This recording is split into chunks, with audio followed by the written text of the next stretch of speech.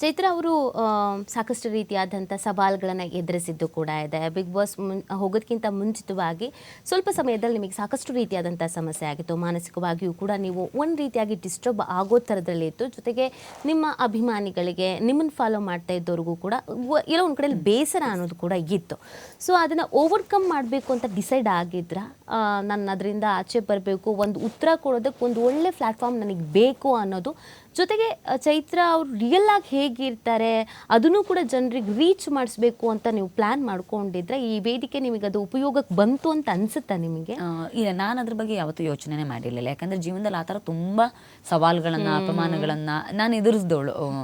ನನಗೆ ಈ ಅಪಮಾನಗಳು, ಟೀಕೆಗಳು ಅಥವಾ ಏನು ಅಪವಾದಗಳೆಲ್ಲ ನನಗೆ ಹೊಸ್ತಲ್ಲ. ನನ್ನ ಜೀವನದಲ್ಲಿ ಅದನ್ನು ನೋಡ್ಕೊಂಡೇ ಇಲ್ಲಿ ತನಕ ಬಂದಿದ್ದೆ. ಇಲ್ಲದೆ ಈ ಕ್ಷೇತ್ರದಲ್ಲಿ ಉಳ್ಕೊಳ್ಳೋದು, ಇಷ್ಟು ವರ್ಷಗಳ ಕಾಲ ಉಳ್ಕೊಳ್ಳೋದು ಅಷ್ಟು ಸುಲಭ ಆಗಿರಲಿಲ್ಲ. ಯಾವುದೇ ಬ್ಯಾಕ್ಗ್ರೌಂಡ್ ಇಲ್ಲದೆ, ಗಾಡ್ ಫಾದರ್ ಇಲ್ಲದೆ, ಒಬ್ಬಳೆ ಹುಡುಗಿ ಈ ಫೀಲ್ಡ್ ಗೊತ್ತಿಲ್ಲದೆ ಇರುವ ಕ್ಷೇತ್ರದಲ್ಲಿ ಉಳ್ಕೊಳ್ಳೋದು ಸುಲಭ ಅಲ್ಲ.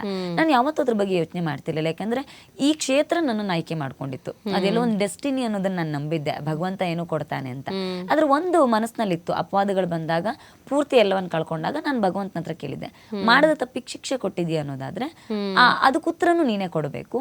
ಸೊ ನಾನು ಅದನ್ನ ನಂಬ್ತೀನಿ. ನಾನು ತಪ್ಪು ಮಾಡಿಲ್ಲ ಅನ್ನೋದಾದ್ರೆ ನಾನು ಕಳ್ಕೊಂಡ ವೇದಿಕೆಯನ್ನ, ನಾನು ಕಳ್ಕೊಂಡ ಜನರ ಪ್ರೀತಿಯನ್ನ ನೀನು ಮತ್ತೆ ವಾಪಸ್ ಕೊಡಬೇಕು. ನಾನು ತಪ್ಪು ಮಾಡಿದ್ರೆ ನನಗದು ಬೇಡ. ತಪ್ಪು ಮಾಡಿಲ್ಲ ಅನ್ನೋದಿದ್ರೆ, ನಾನು ನಿರಪರಾಧಿ ಅನ್ನೋದಾಗಿದ್ರೆ ಭಗವಂತನ ನ್ಯಾಯಾಲಯದಲ್ಲಿ ನನಗೆ ಯಾವತ್ತೂ ಅನ್ಯಾಯ ಆಗಲ್ಲ ಅನ್ಕೊಳ್ತೀನಿ ಅನ್ನೋದೊಂದು ಯಾವಾಗಲೂ ನಾನು ಕೇಳ್ಕೊಳ್ತಾ ಇದ್ದೆ.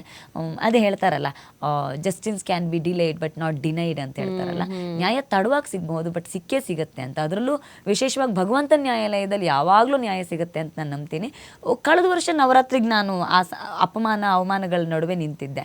ಸೊ ನಾನು ಯಾವಾಗಲೂ ಜಗನ್ಮಾತೆನ ತುಂಬಾ ನಂಬ್ತೀನಿ. ಸೊ ಅವಳ ಹತ್ರ ಎದುರುಗಡೆ ನಿಂತೆ ನಾನು ಅದನ್ನೇ ಕೇಳಿದ್ದೆ, ಈ ನವರಾತ್ರಿಗೆ ನಾನು ಈ ಸಂಕಷ್ಟದ ಜೈಲಿನಲ್ಲಿ ಇದ್ದೀನಿ, ಆದ್ರೆ ಇಲ್ಲಿಂದ ಆಚೆಗೆ ಮುಂದಿನ ನವರಾತ್ರಿ ಒಳಗೆ ನಾನು ತಪ್ಪು ಮಾಡಿಲ್ಲ ಅನ್ನೋದಾದ್ರೆ ನೀನು ನನಗೆ ನಾನು ಕಳ್ಕೊಂಡ ವೇದಿಕೆ ಮತ್ತು ಜನರ ಪ್ರೀತಿನ ವಾಪಸ್ ಕೊಡಬೇಕು ಅಂತ.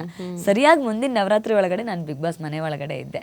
ಸೊ ಅದೆಲ್ಲೋ ಭಗವಂತನ ನಂಬುವವರಿಗೆ ನ್ಯಾಯ, ಧರ್ಮೋ ರಕ್ಷತೆ ರಕ್ಷಿತಃ ಅನ್ನುವ ಮಾತಿಗೆ ಸದಾ ಈ ನೆಲ ಯಾವಾಗ್ಲೂ ಅದಕ್ಕೆ ಬದ್ಧವಾಗಿತ್ತು ಅನ್ನೋದಕ್ಕೆ ಒಂದು ಸಾಕ್ಷಿ ಅಂತ ಅನ್ಕೊಳ್ತೀನಿ. ಅದು ಬಿಗ್ ಬಾಸ್ ವೇದಿಕೆನೇ ಸಿಗುತ್ತೆ ಅಂತ ಅನ್ಕೊಂಡಿರ್ಲಿಲ್ಲ, ಬಟ್ ದೇವ್ರ ಇಚ್ಛೆ ದೊಡ್ಡದು ಸಿಗ್ಬೇಕು ಅಂತ. ಯಾವಾಗ್ಲೂ ನಾವೇನ್ ಕಳ್ಕೊಳ್ತೀವಿ, ನಾನು ಯಾವಾಗ್ಲೂ ಹೇಳ್ತಿರ್ತೀನಿ, ನಮ್ಮ ಕೈಯಲ್ಲಿ ಇದ್ದಿದ್ದು ಏನನ್ನಾದ್ರೂ ನಾವು ಕಳ್ಕೊಂಡ್ರೆ ಭಗವಂತ ಅದಕ್ಕಿಂತ ದೊಡ್ಡದಾಗಿರೋದನ್ನ ಕೊಡೋದಕ್ಕೆ ನಿಮ್ ಕೈ ಖಾಲಿ ಮಾಡಿದಾನೆ ಅಂತ ಅನ್ಕೊಳ್ಳಿ ಅಂತ ಯಾವಾಗ್ಲೂ ಅನ್ಕೊಳ್ತಿದ್ದೆ. ಸೊ ನಾನು ಆ ಸಂದರ್ಭದಲ್ಲಿ ಕಳ್ಕೊಂಡ ಜನರ ಪ್ರೀತಿ, ನನ್ನವರು ಅಂತ ಅನ್ಸ್ಕೊಂಡವ್ರನ್ನ ಕಳ್ಕೊಂಡಿದ್ದು, ಆ ಗೌರವ ಕಳ್ಕೊಂಡಿದ್ದು, ಅದಕ್ಕಿಂತ 100 ಪಟ್ಟು ದೊಡ್ಡ ಗೌರವ ಕೊಡೋದಕ್ಕೋಸ್ಕರ ಭಗವಂತ ನನ್ನ ಕೈ ಖಾಲಿ ಮಾಡಿದ್ದ ಅನ್ನೋದು ನನಗೆ ಈ ಮೂಲಕ ಸಾಬೀತಾಯ್ತು ಅಂತ.